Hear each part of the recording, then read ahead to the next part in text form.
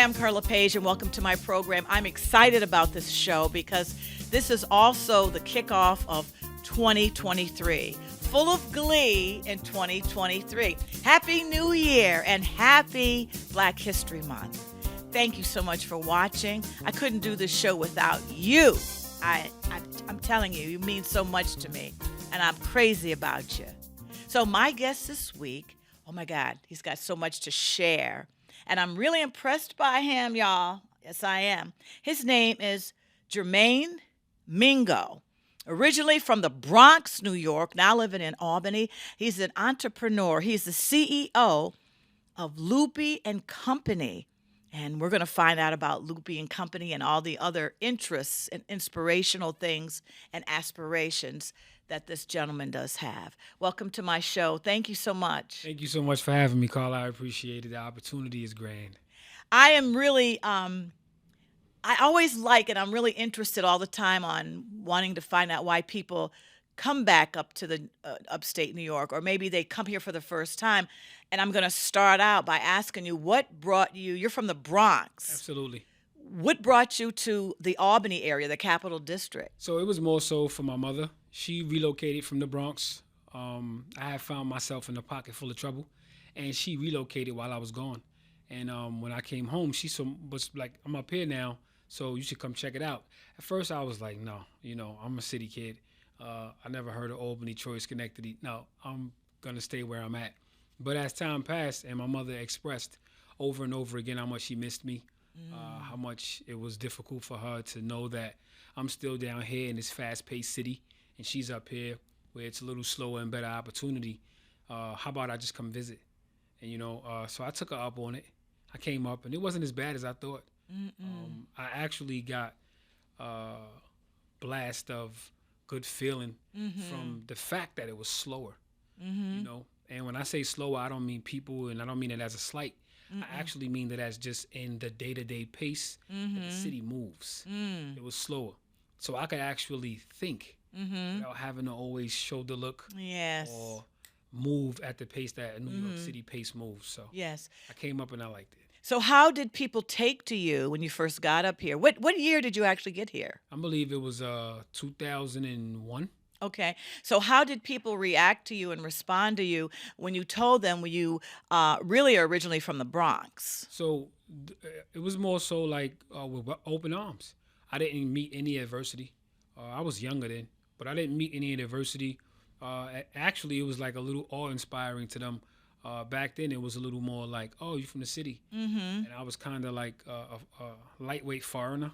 Like, oh, he's from the city, and I never been to the city, or some like, I got family in the city, so they could relate, or just the fact that I was one of the city kids, and now they get to get my company. I dressed a little different. I definitely talked a little different, so they could gravitate towards it, and females appreciated it too. It was something different that they can converse with, and chop it up with. Yes, that's amazing. That's really something. So, it's something about upstate, because we were just talking earlier how anytime I go anywhere and I say I'm from New York, people automatically think I'm from New York City. Yeah, they don't even think you could be from upstate. They don't even think about the Capital District, which is us. There's also Utica, Rochester, Syracuse, Buffalo. Kingston, Newburgh, really.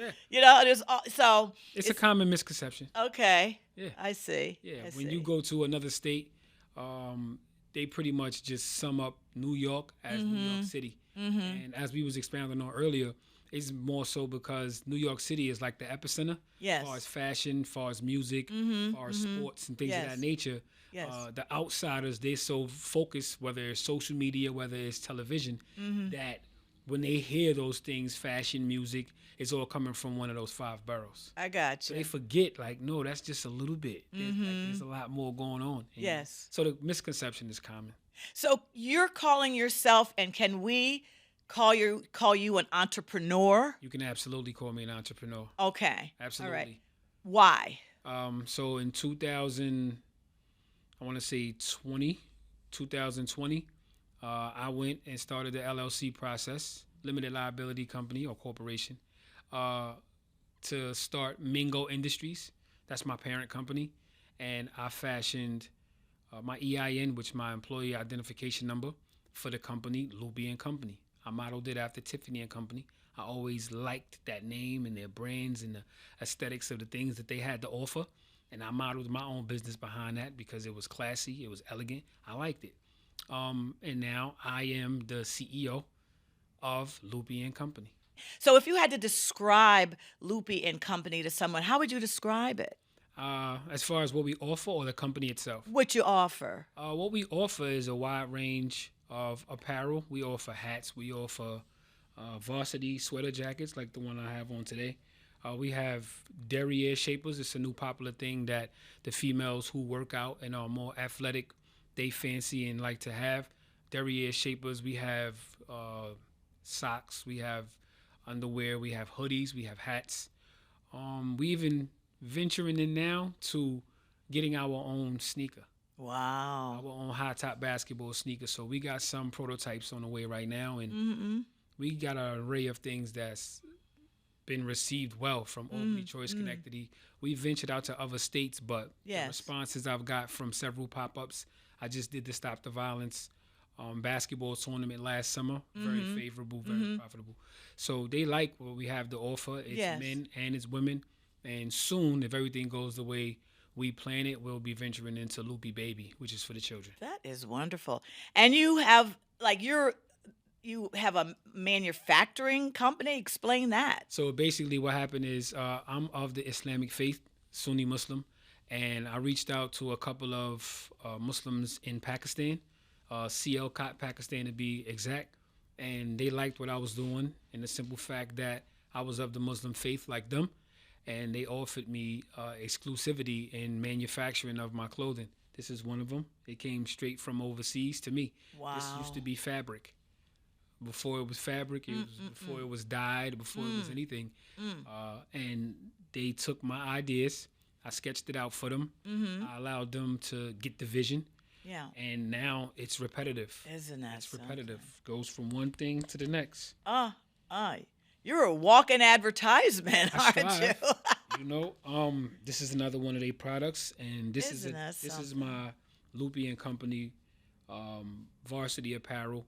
This is the signature brand. When we go into a little more couture, things of that nature. But I have the company with them, and now they manufacture all my stuff. I used to go down to New York City, like every other Borgione company, get a bunch of blank sweaters, bunch of blank hats, bunch of blank sweatsuits, and just heat press my logo on it. But I've since been able to develop due to the relationship with the gentleman out in Sialkot, Pakistan, and I have a whole manufacturing company behind Loopy and Company now, and with Borgione. If Mr. Mingo can do it, you can do it. Absolutely. You can do it too. I want you to listen to what this gentleman's saying. If he can do it, and he's doing it, you can do it. You can do it too. So now let's talk about your the online, social media, pop-up events. Explain all about that. Yeah, sure. So we have an online media presence. Right now, we are on Facebook. We are on Instagram. We're working on TikTok. That's one of the big platforms we're trying to tap into. On Facebook, you can locate at us Loopy in Company or Loopy NCO. Instagram is the same, Loopy _N_CO. You can get a good variety and see exactly what we have to offer. You can reach me directly. Right now, I don't have much of staff, so I wanted to give the customers a chance to tap directly in with the person at the top. I notice when I go to companies, that's something very hard to do. You don't really get to converse and give your ideas and your specific orders and your specific sizes and your specific colors to the boss himself and say, hey, this is what I want. Well, I wanted to give that access to the general public, not just somebody of equal stature to me. No, the common person. I want them to be able to reach directly to me and give me their comments, their concerns, their praises, and the things that I can do better, because I'm open and willing to listen. Jamaine, did you know how intelligent that you are? Did you know that? Did you know that years ago? No, I mean it. I didn't. I did not. I allowed myself to believe back then that I was able to survive in an environment that I was in. And for me, that was enough. I have never been a victim of any major violence. I have never been a person backed in the corner or bullied or none of these things. And I just accounted that to me being wise of my surroundings and not frequenting certain places. And there's been times when I even frequented places that wasn't best for my health or whatever have you, and I made it out. But now today I can say I believe it was because I thought I was just slick and knowledgeable of my surroundings. But today I have a different take on how and why thank you, would say I'm smart or knowledgeable. Due to me being an autodidact, I teach myself. And I actually put in the hours. I actually put in the time to learn about people and morals and values and principles and dedication and history and lessons, you know, stuff like that. So I actually put in the time to learn these things. And then after I learn them, I apply them to my everyday life. Gotcha. Because I'm glad that we're talking about you being an entrepreneur, but I really want to also talk to you about your backstory. Sure. Because I believe you're someone, and I feel that you're an honest person that wants people to know about you. Absolutely. Don't you? You want Absolutely. people to know 100%. about you, because then they can learn from you. Hopefully. That's my goal. Hopefully. That's my goal. So, first of all, how many siblings do you have? 7 sisters. I'm the only male in my family. Okay, and where are you in the line? I'm second. You're second. I have one older sister. So you had no brothers? 0. On my mother's side, none. Okay, and what role models did you have that were male? You mean when I was younger, correct? Mm-hmm. So for me, I'm going to say a major influence for me was, and this is just in regards to the responsibility of what a male means in responsibility to his family. I'm going to say my Uncle Larry. Gotcha. Was one of the ones that was more influential. So did he sit me down and talk to me face to face and say, these are the do's, these are the don'ts? Nah, he just led by action. And when I was younger, I couldn't interpret those actions. It wasn't until later I found myself in similar situations that I mirrored those images of what he did when he was in these situations, when it came to his nieces and his nephews, what he did. So when it came to me and my nieces and my nephews, I said, no, I remember how my uncle treated me. I'm going to treat my own nieces and nephews the same way. Gotcha. You know what I mean? Other than that, my role model stuff came in later. It came in when I was a young adult. I didn't really have too many role models or people I looked up to when I was younger. They came in later once I found myself in certain situations that was adverse to me, you know. So tell me about Maurice Scott, please. Now we're getting into my father's side. Your father's side. Yeah, there's a bunch of brothers over there.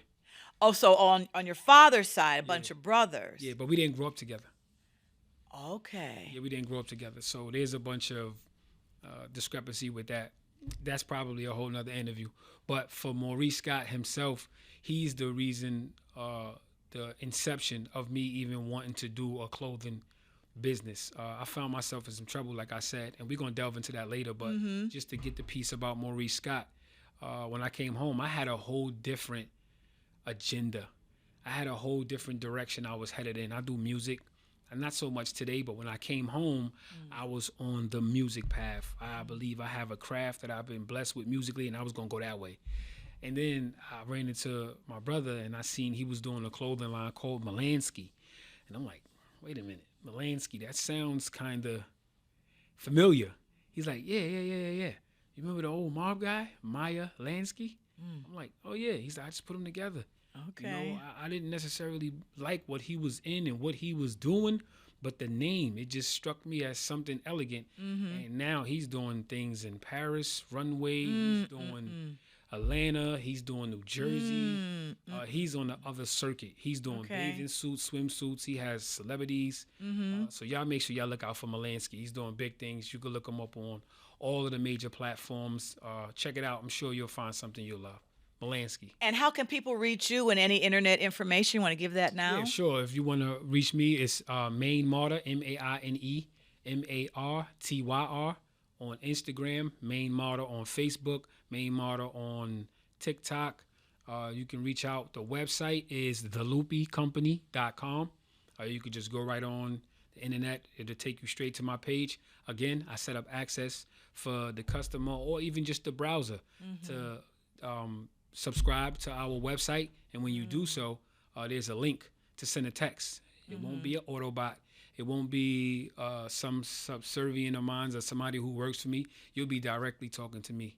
Okay, all right. As soon as you send the text. So how much education do you have? So I was able to complete my high school diploma, and I want to put this information out there again because, like you said, if I can reach somebody and help them with something, I want to try to do so, and this is one of the ways. So I initially obtained my general education diploma, which is a GED, right?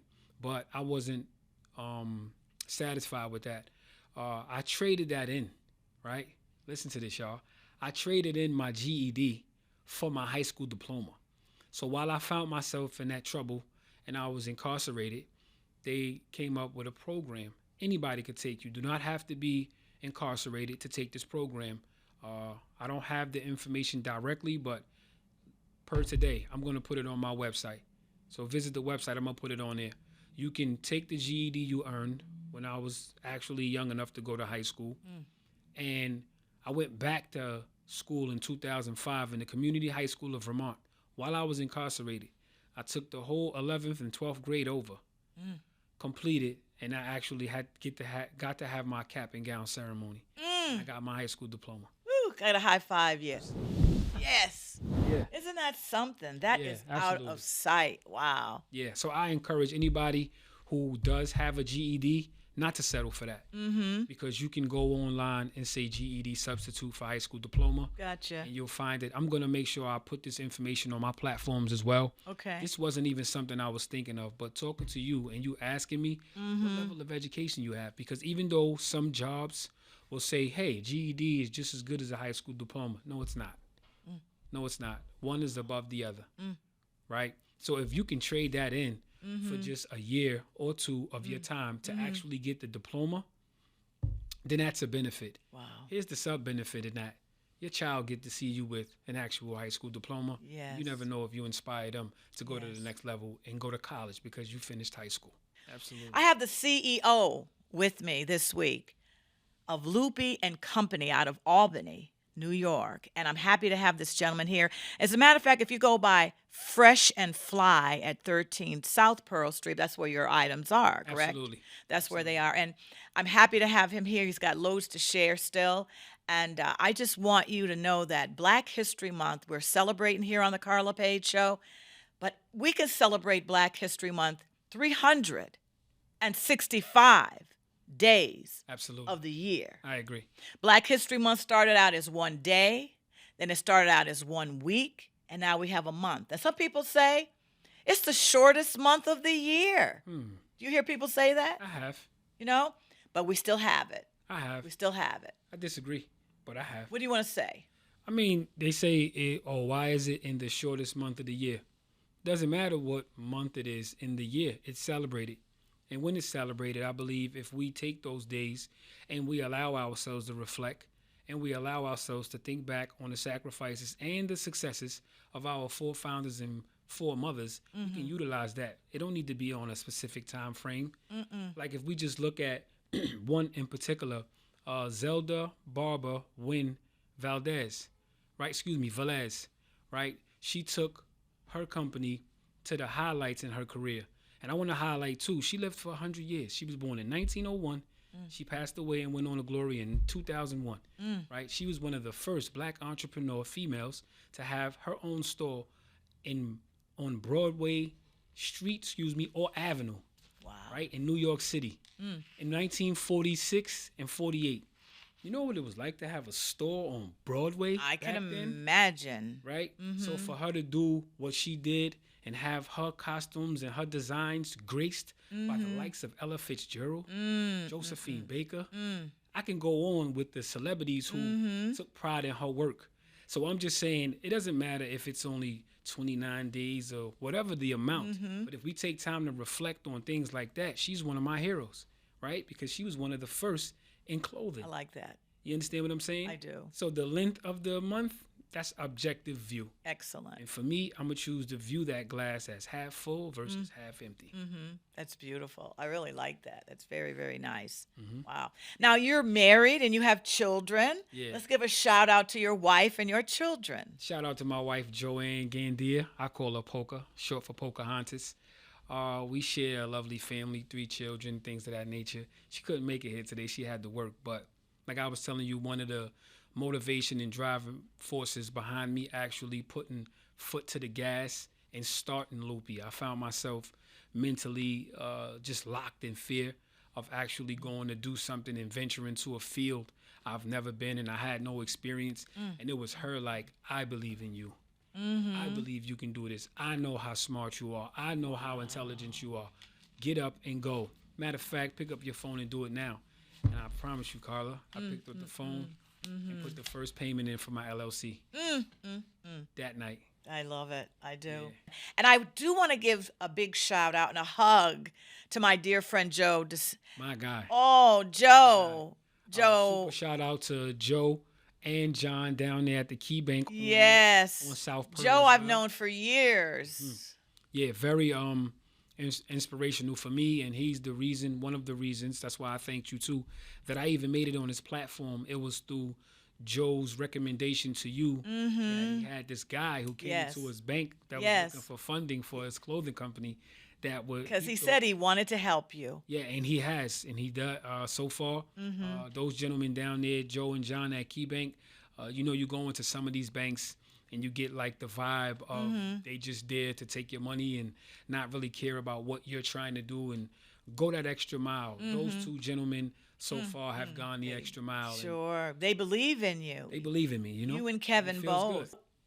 We were talking prior, and you did say that because I had talked to you earlier at the beginning of a show about your background, your backstory, but you have been incarcerated for, was it 13 years? So you were in prison.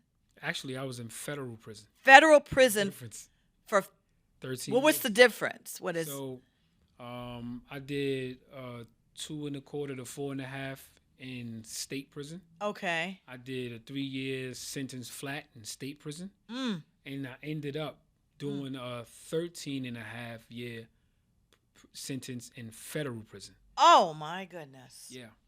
So we have a story. So that's why when you were saying backdrop to what really transpired and what led up to me being as focused, being as driven, having the kind of vernacular that I have, this all came from me being inside and what I chose to do with my time while I was inside. Yes, yes. Yes, it's a travesty for men of any race, any color, any creed, have to spend time in an environment, in an atmosphere like that. Yes. Sure, but from actions come consequences no matter how you try to chop or skin it, right? And it's once you're held accountable for those actions, what you do with that time. See, I chose to do nothing with the 2.25, 4.5. That's why I went back. I chose to do nothing with the 3 flat. That's why I went back. It wasn't until my life was on the line when I heard the judge tell me in front of my mother that I'm facing 30 years minimum, life maximum.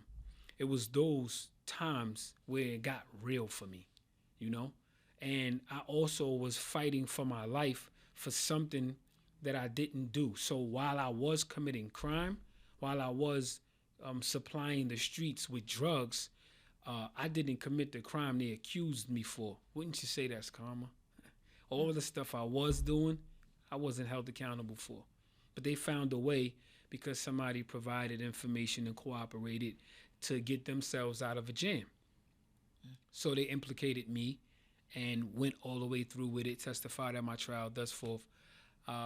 It's by the grace of God alone that I didn't receive the 30 years because I lost trial.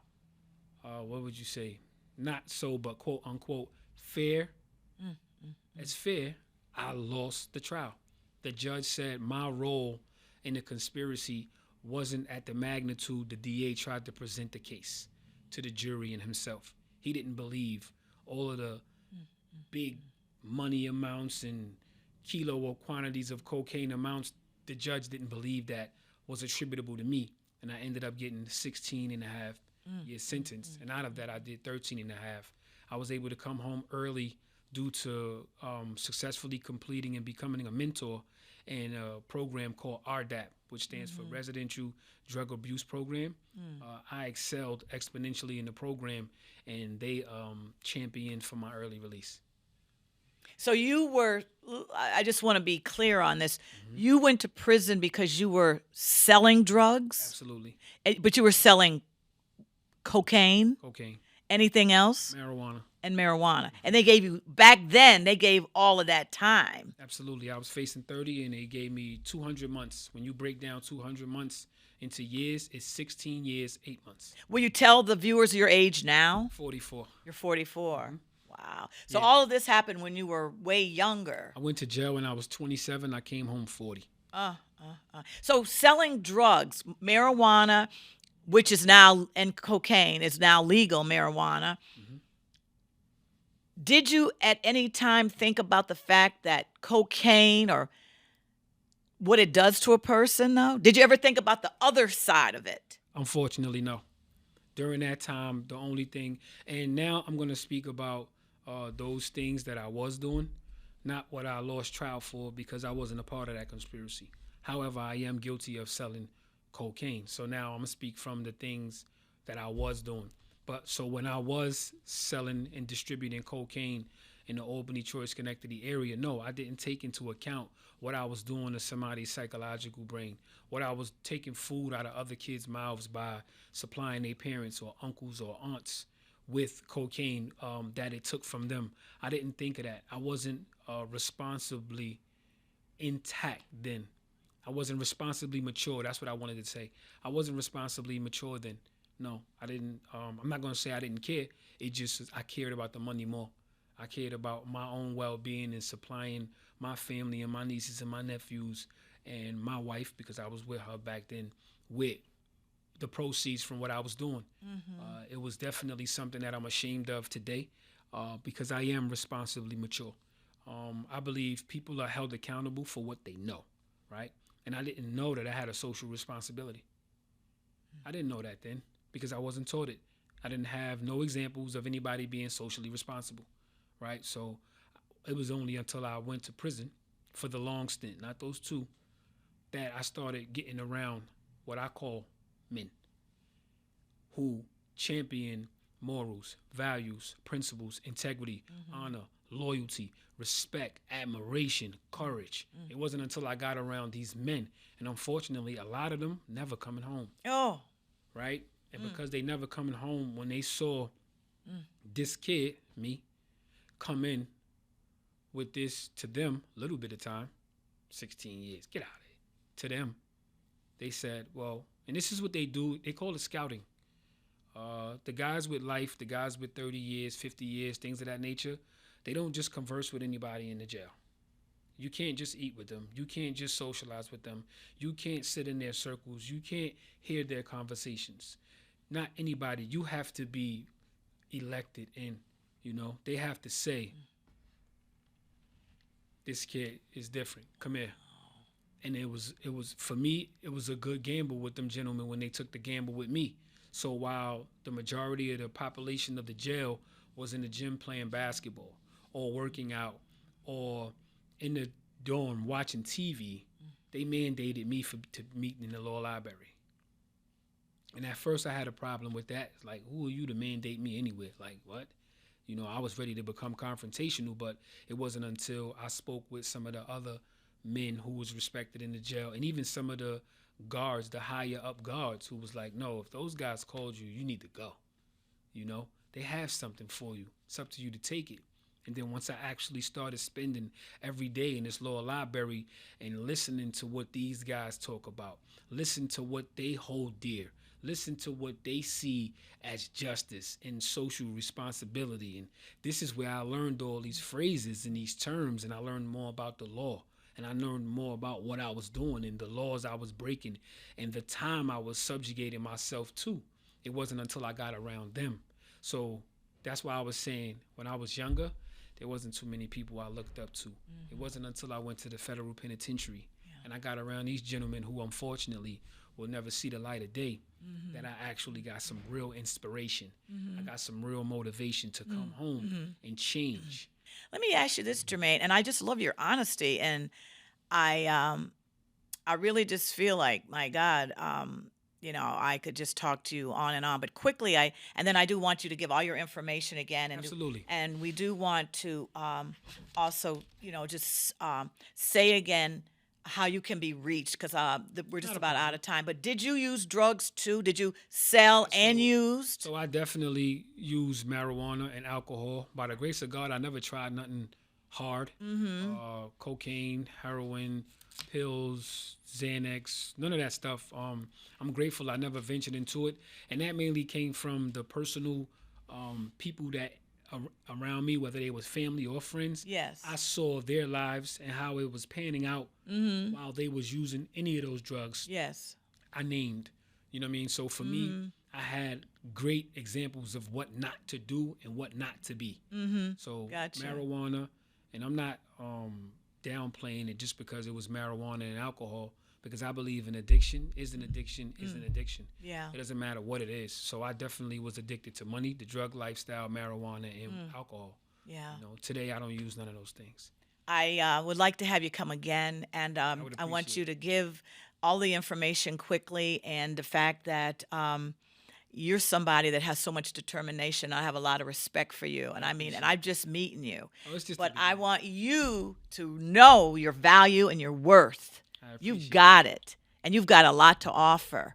And never go back. Never. Never. Ever, ever. I agree. There's too much for you to do out here. We need you out here. We need you out here. Glad you'll have me, 100%. And 100%. Loopy and Company, I'm telling you, in 60 months, which is 5 years, it's getting ready to go. Bah! Gonna blow Give your up. information one last time. Again, you can reach me at theloopycompany.com. That's my website. Social media, Facebook, Loopy and Company, or Main Marta. Instagram, Loopy_N_co. Main Marta. You can look us up. You can reach out to us. We got questions. You got questions. We got answers. If you want physical merchandise, you can reach Angelo Maddox downtown at Fresh and Fly at 13 South Pearl. All my apparel is in there. Tell him I sent you. He'll give you a discount. Thank you. Thanks for coming. Absolutely. Thanks for having me. I appreciate it. And Joe DiCarlo, thank you so very, very much Thank for you, introducing me to Jamaine and to Kevin. Absolutely. I Thank you. love you. See you next week.